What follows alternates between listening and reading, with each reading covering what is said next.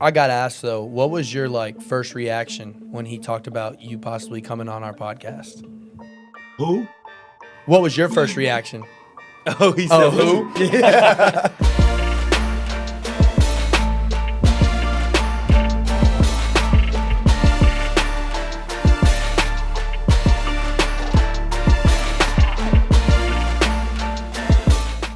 Hello, everybody. Welcome back to episode 11 of Nick and Drummond's Empire. Today we have the special guest, my special guest, Ace Boogie, Heisman Trophy winner, MVP, the Cameron Newton. Welcome, Cam. Thanks for joining us today. Man, thank you for having me, bro. Let's rock and roll. Let's get it. I'll put it like this. I'm going to set the tone. Let's make this episode one for the ages. Let's do it. Yeah, I don't think that'll be hard. Yeah. I don't think Hey, that'll with a be guy hard. like you, that's easy to do, man. That's easy to do. No, yeah, Dana hooked us up. Yeah. Your boy Dana put in a word for us, so appreciate you being on for sure. Man, Dana is a person, bro, has been very intricate in my life because everywhere that I've been before Auburn, I always had like a person that's hard to work with in the equipment room. You know what I'm saying? Like I went to Florida, then I went to JUCO. We didn't even have an equipment person there. It was a head coach, really, but I like the head coach, not him as an equipment person. When I got to Auburn, Dana and Bones were the people who were just so involved and entrenched with knowledge, right? You know, the first day I remember Dana was like, yo, there's 142 ways to tie a shoe. And I'm like, okay. And then he just gets tying shoes. And I'm like, yo, it's crazy. And as we've gotten to know each other over the years, certain relationships just doesn't, waver with time. You know what I'm saying? It's just something that's pure about Dana, and I appreciate him for setting this up. Yeah, That's so really for awesome. sure. I got asked though, what was your first reaction when he talked about you possibly coming on our podcast? Who? What was your first reaction? Oh, he said Oh, who? Yeah. Fair. Yeah. No, he was like, wait, what?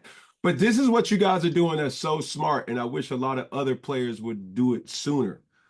Understanding the real value in you controlling the NIL, you controlling like content, you controlling the narrative, because a lot of guys they don't see the value in it. They want somebody else to give them money to do something rather than like you gotta be able to see it first, and then that will create the organic following.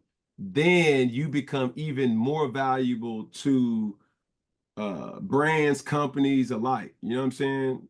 And when he said that, this podcast was something, I was like, okay, like, and for you guys to, be students and things of that magnitude, is like, yo, like they're getting it, but people need to get it sooner so it can trickle on to other endeavors too. Well, I mean, So- you were able to grow a really big brand, I think, in terms of when you look at NBA players, like NBA players get a lot of their own shoes, but in terms of guys in the NFL, they don't necessarily have like their own brand or like their own signature cleat, but you were able to do that. And how was that hard? Because I think it resonated with a lot of younger kids when you were playing, and how you were able to grow your brand with Under Armour. I think with that, I think the thing about it, bro, I was extremely lucky, man. Like lucky to be able to be me along the way. I never lost myself. That's number one, right? I just talked about it on my podcast, Fourth and One, about the athletes that have the persona and the performance that makes you timeless, right? The Deons, the Tom Brady's, the Peyton Mannings, the Floyd Mayweathers, the Conor McGregors. Like these athletes have this persona, and it's natural for them.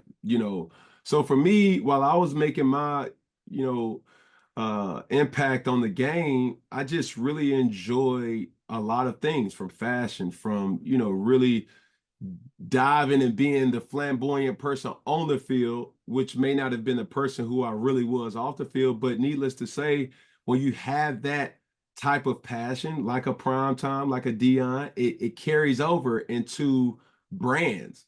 But the thing first, and I've gotten this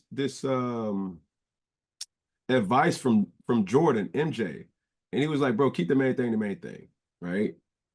if the main thing for you is to be the best version and the best player, the bag, the brand, the all that is gonna come, right? Prioritize you being the best player first, and then everything else will happen naturally. And that's pretty much what I try to do. You're pretty successful at it. Yeah, that's pretty. Me and Nick were talking. We had the shoes. Those things lasted me like 4 years, man. I loved those things. Didn't take them off.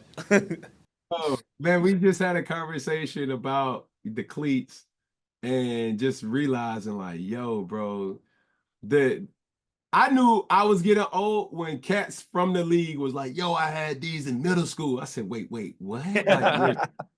We're teammates now, but that just shows you, man, that that's something that was a moment in time that I would always cherish, right? And Under Armour is such a value to my career, and there was things that was done that never was done prior to me doing it with the help of a team. And yeah, man, from pregame cleats to flamboyant cleats, I came into a league where the only color you could wear was either black or white. Yeah, they didn't Now like you the now you look around now, like guys are like really stepping outside the box, and then I was a part of the transformation to the salute the service, the breast cancer awareness, those initiatives, and that was pretty dope too. And then also my cause, my cleats, those type of things is something where it just gives the athlete more to kind of show, in a natural way. And I appreciated that. Talking about fashion, though, how'd you kind of get into fashion? And it starts with the cleats, but like the hats, everybody saw the hats when you kind of came in the game with all that. Bro, church. I was raised in church. And, anybody who knows, I'm not familiar where you guys are from, but being raised from the South, like church was like a real deal thing. It wasn't just something even though the Bible says come as you are, I could not go into church dressed with shorts and a t-shirt, right? My grandmother, rest in peace, was a person who was very influential in my life. My father, as well as my mother, were so instrumental in my growth plate, my growth development. And for me, I just remember it being instilled in me at a young age to pick your clothes out the night before, polish your shoes, wear a tie, and those things. And I remember when coaches would ask us to dress up for like game day or the day before the game, like there's certain things that like the pep rally, you will wear your Letterman jackets and jerseys. Well, my coach was like, yo, we're gonna dress up in uh business attire. So that was something that I was very familiar with. And that was just how it was. One of the things growing up in high school that's actually funny was I was never disrespectful. I just liked attention, as you would probably imagine. My counselor at the time put me in JROTC, right? Like that was a what is it, a superlative or not a superlative. It was one of those classes that you had to kind of get. And I was like, no, just put me in P. She was like, no, you're going to JROTC. They're gonna implement discipline, right?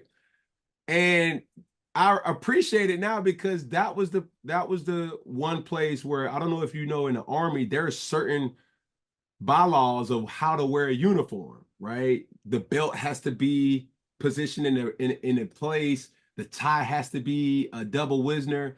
The your shoe length, the seam length, and ironing and things like that. And I just ate it all up from the fashion standpoint. Probably not the discipline, but all in all, it was all good. When you like look back at your career and like whether it was high school, college, or even when you're playing professionally, like was there one point or one place you were at where you felt like you grew the most as a player, like as a person? Ah, man, it's hard. It's hard to just kind of think about um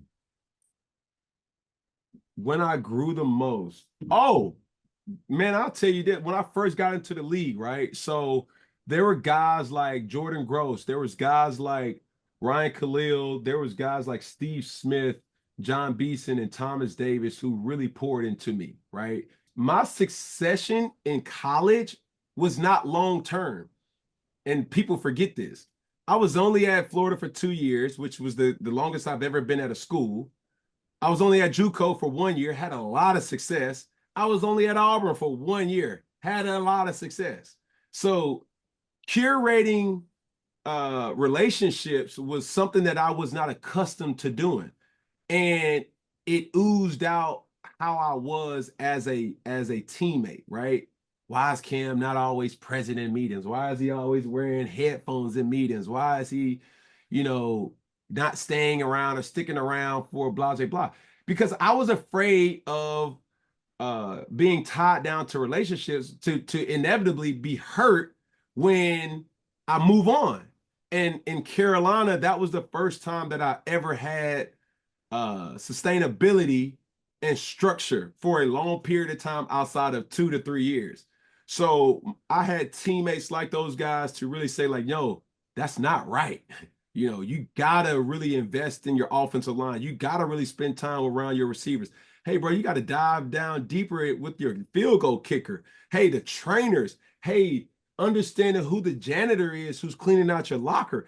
Hey, bro, you gotta understand all these small things. And it was the observing Steve Smith. It was observing, Jordan Gross and those guys, older veteran guys that moved a certain type of way that I took a keen eye with, and I learned the most like that. You know what I'm saying? Because I didn't know I was really scarred until you go through something, and then people are pushing back from you, or everybody has this preconceived notion of who you are. And when you have coaches saying or giving you the info of like, yo, this is what this person said, it's like, well, why would he say that? He don't even really know me. And then the next question was, well, did you allow him to get to know you? And that's where I learned the most. It's good stuff. Yeah, that's deep. You can get deep with that. I like that.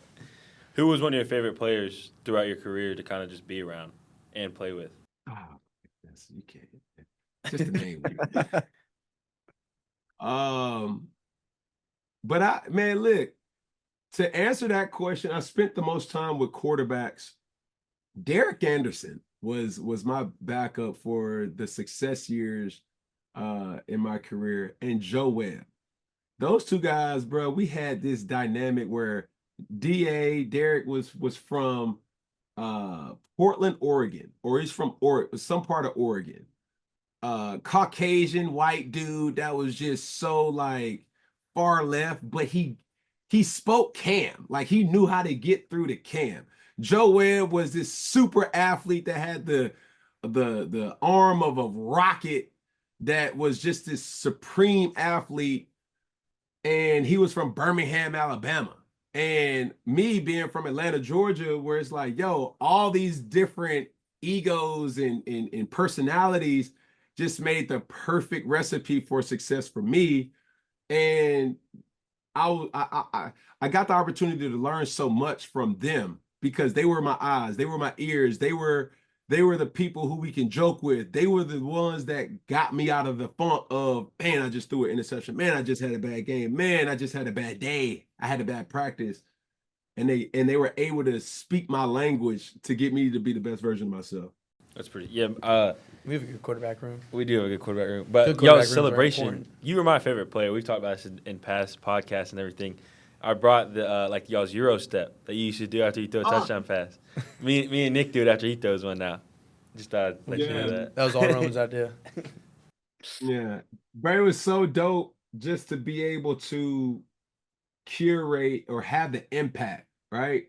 And everybody says it. And then you guys kind of mentioned it with brands, and I want to, make sure that the brand's right. But I think what's most important, especially for young players, is just be authentic. Just be you. Everybody's not the rah-rah type of guy. Everybody's not the swaggy person. Everybody's not this, or everybody's not that. We don't need another Cam Newton. We don't need another Nick. We don't need, like, bro, we need you to be you. You know what I'm saying? Like, when you look at really the players or the people who are loved or appreciated or even hated, they're them. And people can see through authenticity a mile away. Oh, why he ain't doing nothing but acting like Cam. he ain't doing nothing but acting like Roman. He ain't doing nothing but act like that right there is something that is not talked about enough because just because you're not a rah-rah guy doesn't mean you can't be a leader. Just because you are a rah-rah guy doesn't mean that you are a leader. Just because you're the best player doesn't mean that you equate to being, the captain. And we all have been around guys that, aren't capable or isn't competent to really be effective in that. That don't mean that they can grow into it. So I think with those things that you saw, the Euro step, just celebrations as a whole, the Superman, that was just me, man. Like I I remember in JUCO we had to do study hall hours, and for study hall for us it was just like probably 45 minutes of real work, and then the rest 2 or 3 hours it was just scanning and panning through YouTube and just seeing what celebrations we could take on to the actual field. Hey, bro, this is the celebration of the week. We're gonna do this. And if anybody looks back at the not the Super Bowl, but anybody looks back at my junior college highlights, they will see everybody celebrating. So that was nothing new, for us. Okay, that's good. And that everything you just said was advice for the young guys. But like, if you were to pick one thing to give to a young quarterback or just a young player, what would it be? Man, chase the craft. The bag will come. Chase the craft. The bag will come. I think you just said that on your CONN account. It was a video of you working out. It was like commitment. I commit to this, and then down the road I'll get millions of dollars and all the fame and all that. I think you just said that, so that's pretty sick. Bro, like for real, like everybody sees on camera cam. They don't see behind the scenes cam. Everybody sees on, Sunday Brady or Sunday Patrick Mahomes. They don't see Monday through Saturday. Why? Because that craft that he's perfecting will be ready when it's supposed to be. And it's not just contingent on wins and losses. Yeah, that is extremely important. But you will not even get into that position because having the likes of a Ron Rivera, having the likes of a Bill Belichick, you're a different player when you're tired, right? You're a different player when things aren't conducive to, you being at, in your best version of yourself. But even through that time, your craft and how sharp your craft is, whether that's through fundamentals, that's through just repetition, you're going to always lean back to that. And, in the words of all coaches in any sports regard, you're not who you think you are who and what the film dictates you to be. So everybody can be like, yo, bro, I'm the best. I'm better than Nick. I'm better than Kip. Like, bro, this film right here shows otherwise, guy. You know what I'm saying? And I believe in self-confidence as a whole, but bro, work your craft. I like it. One of our first episodes doing this, I forget who we had on as a guest, but Roman did say, and I quote, I might have a better arm than Cam Newton. Not to throw him under the bus, but you were just saying the film dictates who you are, so I had to throw that out there. Hey, these days, that's not saying much, bro. I had arm surgery. I look the part. Do not get me wrong. I look the part. But if you were to be like, yo, Cam, can you go back? I could. But, you know what I mean? It's like understanding, there's real things that, playing this game, it's only one way to play it. You know what I'm saying? It's not one toe in, one toe out. It's like all in, committed. So you saying that your arm is better than mine, a couple surgeries ago, I probably could compete with you nowadays. I don't necessarily know. Yes, sir. That's pretty sick. How do you think that throughout your career, your preparation for games changed? Like, did it get better? I'm sure it got better as you moved throughout your professional career, but like preparing for games from your time in JUCO to Auburn to then in professional, like how do you feel like it changed and better helped you? Changed. I think I was always a football junkie. Yeah. You know what I'm saying? Like I always just looked at football as like, yo, like I love football. It's nothing that you couldn't tell me about football. One of those like the trivia thing that my dad would always do growing up with me and my older brother was like, yo, hey, what college did this person go to? Who's your favorite player? Randy Moss. What college did he go to? Man, he went to Florida State. Nah, you're wrong. No, he did go to Florida State and transferred to Marshall. Like those type of things were things that I was just so enamored with. Like, what school did Jerry Rice go to? Grand Valley State. You like all these things that now when you play the game and you go through a game, you go through a practice, I was so intrigued to see myself to see like, okay, this is what you're talking about. And there's times where people didn't understand what I was really asking because it probably was something different. But I was like, and my children has taught me this even more.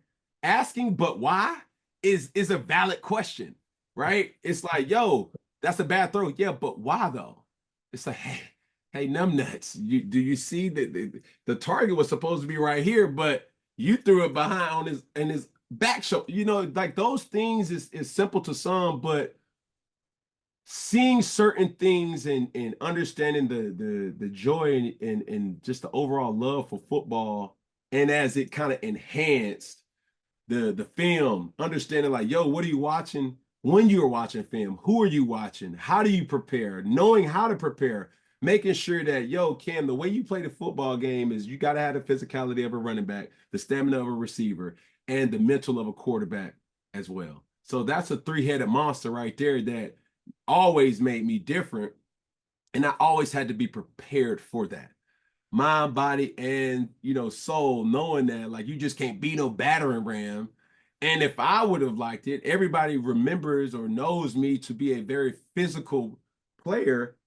I have an attestment to me playing quarterback allowed me to slide. So I never was going to do anything that I knew I wasn't going to be the hammer. Now, if I was approaching a guy and I'm like, nah, I'll slide. No, I'm good with that one. So that was just my awesome outlook to that too. Yeah. That Clay Matthews clip that went viral, that was pretty cool. That's all preparation though. You know what I'm most mad about though? What? That was what you saw. Just imagine what you didn't see. Like that clip, right, was me. The whole clip timing was like about 3 minutes. Mm-hmm. And knowing what I know now, I would have been mic'd up my whole career. So just if you saw that and you was entertained about that, just imagine what else happened. Like there's clips that I'm not so like as much proud of, but just talking crap during the game. Like that right there was just like, oh, bro.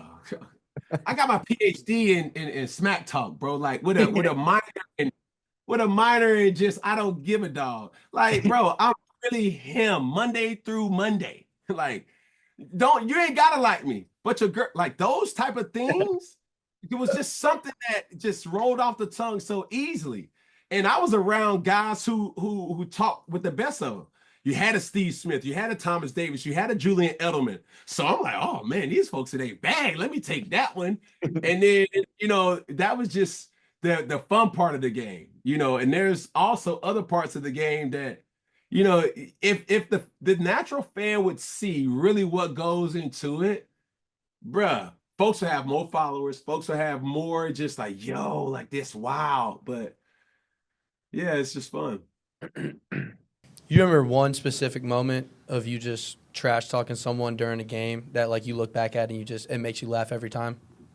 That didn't happen more so in the game. That happened at practice. Yeah. Like, yeah. Sometimes, like I'm realizing I was a very toxic person. Still am. Right? Dog, I just welcome controversy. I just felt like that was my edge. If I can get you in your feelings, I won. And one of the players that I just adore still to this day and are good friends with is Thomas Davis. All right. TD was known to be like this physical brute. And I would just ask him, I just knew, I said, TD, do you really think if it's 4th and 1 and 58 is across from number 1, who's going to win that? Oh, boy, you blah, blah, blah, blah. And I was like, okay, that's all I need. And me being a quarterback protected me from a lot of physical play. But certain things too, you just gotta also remind people about, who and what you're capable of. But when it came to like smack talk and really getting involved, I didn't feel like I was involved in the game if I didn't build a rapport with the opponent. And I wasn't friendly. I wasn't the guy that was just like, yo, bro, like, man, I like your cleats. Where you get your cleats from? I was the guy that's gonna step on your shoe. You know what I'm saying? I was the guy that's gonna untangle your shoe just for the heck of it. Take your towel out. Like, if that's what you need to get mad, I want you to get mad at me. So in return, I can be more locked in to want to prove to you why I'm better. Toxic thinking, but it worked for me. That's Josh Norman comes to mind. I bet you two went at it at practice. Still too. Like Josh Norman and his brothers and family, like we go back and forth. Like we play kickball, we play volleyball, we play basketball. It's like, bro, it's nonstop. But those relationships that you foster from the game of football is something that's just like, bro, it makes you family. You know what I mean? Like J-No was a guy who really was extremely competitive, and everybody sees the fight, but from that was our glue, knowing that like, yo, bro, I ain't blinking. And he's like, I ain't blinking either. So what you trying to do? And sometimes that's healthy if it's controlled, right? After that specific situation, we never had an issue ever again. And if anything, like I said, I was able to get through to him and he was able to get through to me, understanding how to really monitor each other, but also bring the best version out of our each other as well. Who's the hardest defensive player you played against in the league, probably? Luke Kuechly. Luke, like, and I was lucky to have him as a player. I mean, as a teammate, but Luke's like preparation was just at a different level. And it wasn't that he prepared different, it's just that it stuck different. You know what I'm saying? Like, we all can watch film and rewatch it and rewatch it and rewatch it the same amount of hours. But if it doesn't stick the same, then my 5 hours of watching film and Luke's 5 hours of watching film, now he gets 90% of what the defense or the offense is trying to do, and I only get 10%. It's like, what's happening? Because I think that's the thing that people forget is like when you watch, everybody watch film, but how does it stick in your brain? Like, how are you able to say, hold on, trips with a strong running back to that side, that's a 4x1 set, that's quad, versus, hey, man, it's only but so many things that offense does out of this formation, right? And it hits his mind faster than it hits the normal person. So as the person is seeing it, it's like, okay. But as Luke's seeing it, he's calling it out. Hey, they do this. Watch the play action. Watch that. Watch this. And it's like, how does he know these things? And he's doing it in real time. I used to have that whole roster on the side of my bed, offense and defense. Where y'all from? I'm from Opelika, Alabama. I was born in Gainesville and lived in Florida, but then I was in Opelika, so it's kind of why I'm a huge fan. Yeah, that's dope, man. And where you from, Nick? Florida, Fort Lauderdale. Lauderdale. Yeah. What's that? What 954? Yeah, 954. 954-352, or what is that? 334? Yeah, yes, sir. You know what I'm saying? 404 right here. ATL, baby. ATL. Did you look up were there quarterbacks that you looked up to growing up? A few guys that you were like, man, like that Joker's good. Like I'll watch him ball every day. Bro, this crazy thing about the transition of being a football player is if you're good enough, if you're lucky enough, the people who you try to follow the most, you emulate your game after. If you're good enough, you will also see them as your foes, right? Yeah. The people that you look to as like, these are Roman gods, no pun intended. These are people who are like I gotta be like Brady, I gotta be like Peyton, I gotta be like Vic, I gotta be. And like at one point, it's like, what do you do when you're playing them? You know what I'm saying? Like these people who you want to be like are now the people you want to dominate. So that was a kind of a weird transition for me to psych my mind out to be like, yo, I'm about to play Tom Brady, the Tom Brady. And then, trying to play against him and not having that fanboy approach to it, but it was just a sign of and a measure of respect. I can see that. That's awesome. Well, we're about out of time, so end on this. What was your favorite play at Auburn and then professionally? I'll give you my favorite game. Is that cool? Yeah. Yeah. Whatever you want. Yeah, you're the boss here. Favorite game was the Super. No, heck no. Right. Favorite game in Auburn was the SEC championship. Right. And I don't know if anybody has ever had this, like I felt like I had multiple times in my career where I just could not lose. It was like I could shoot a shot that way and it was going to go in. That game we completed a Hail Mary, right? And we didn't really need it to win. And it was just one of those things that it made it special because me being from Atlanta, that was the first time I've ever played in a Georgia Dome, right? Yeah. And my high school wasn't good enough to make it to the Georgia Dome in a high school playoff. So that was the first time I played in front of my hometown. So that, and to have that type of performance. And then in the NFL, it was the NFC Championship headed to the Super Bowl. Against the Cardinals? And with the Cardinals, yeah. What made it dope was, bro, I'm from Atlanta. So two of my, favorite artists of all time hit me up to come to the game. And that was Future and Jeezy, right? And I'm like, yo, I'm really bringing the city out. Like my city to another city, which is in my city. It's like, yo, it's a big deal. After that, it was the situation where bliss is not a real word, or it's not, that's not the word I'm looking for, but it's like I remember watching film of that game and Coach Mike Shula brought it to our attention. We were scoring one touchdown and the coach's view, the coach's copy was shaking. That's how impactful that game was. And I remember one of the announcers looking back at it was like, this is the most important football game in Carolina Panther history for obvious reasons to go to the Super Bowl, right? And you felt it. The intensity leading up into the game.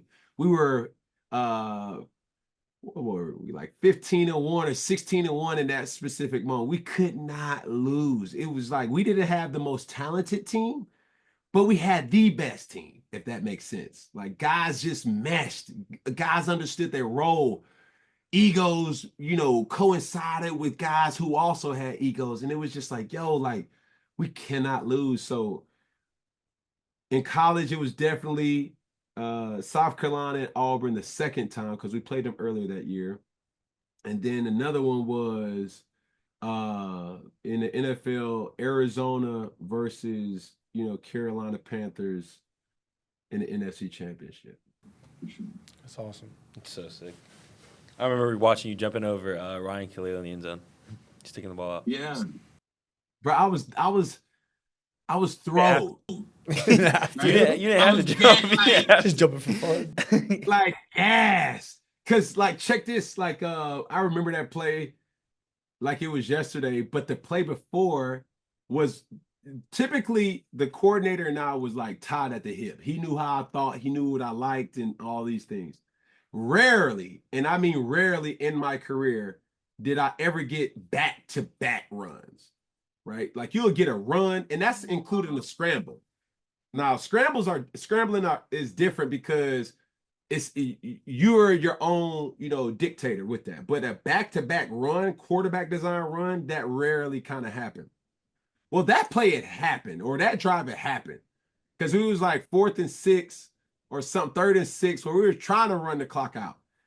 And boom, I run, and then I get the first down. So I'm like geeked up, and I'm like, Then I hear the play coming in, and it's like another run. And I'm like, what? Hold up. huh? And it's like, no, no, no, we're gonna go, Z move the blah blah blah, this, that, and third, Q sweep. Right? And I'm like, who's doing this?